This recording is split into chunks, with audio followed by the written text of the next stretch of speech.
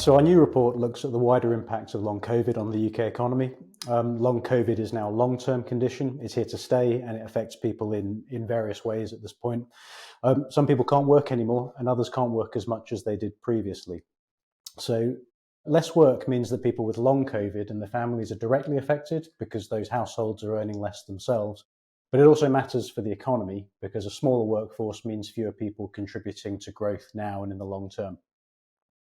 So we ran the numbers and we found the impact to be in the region of £1.5 billion every single year in GDP terms.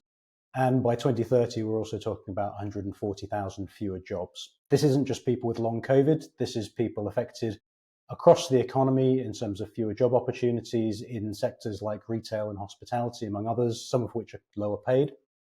And if long COVID cases were actually to increase to something like 4 million by 2030, we'd be looking at an even bigger impact of £2.7 billion every year in GDP and potentially over 300,000 fewer jobs.